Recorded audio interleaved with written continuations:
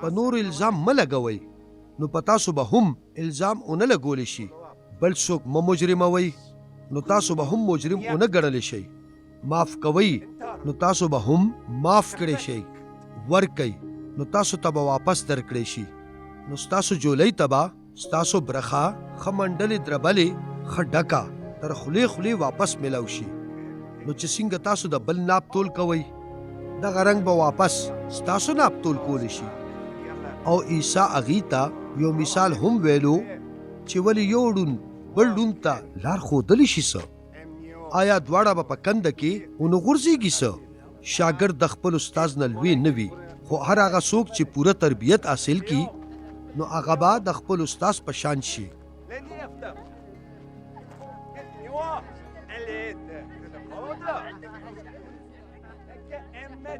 تاسو د خپل رور د سترګې خسنې ته ولې ګوته نیسئ، خو په خپله سترګه کې درته تیر نه ښکاري؟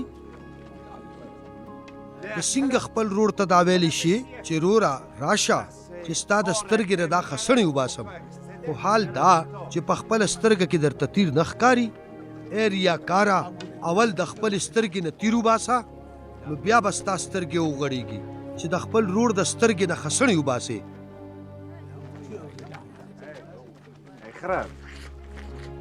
هیڅکله ښه ونه بده میوه نه نیسي، او هیڅکله بده ونه ښه میوه نه نیسي، ځکه چې هره ونه په خپلې میوې پیژندې کیږي. ته د ازغو بوټو نه انځر نشې راټولولی، او نه د جاړو بوټو نه انګور راشکولی شي.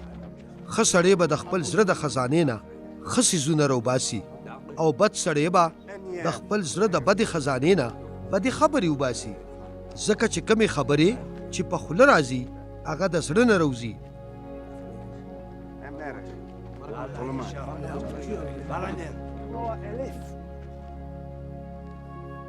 تاسو ماته ولې مالک مالک وایئ او هغه کار هیڅ کلم نه کوئ چې زه درته ویم؟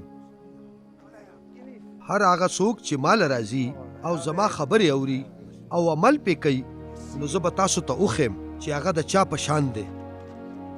هغه د یو داسې سړي په شان دی چا چې د کور جوړولو دپاره ښه جوړ بنیادونه وکنستل، او بنیاد یې په پوخ ګټ کېښوده، او هر کله چې سیلاب راغلو نو په کور وروخته، خو هغه یې ونه خوځولی شو، ځکه چې هغه پوخ جوړ شوی و. خو څوک چې زما خبرې اوري او عمل پې نه کوي، نو هغه د داسې سړي په شان دی چا چې د خپل کور بنیاد د ځمکې په مخ جوړ کړ. کله چې سیلاب راغلو نو په کور وروخته، نو هغه یې راوغورځولو او بالکل تباه یې کړ.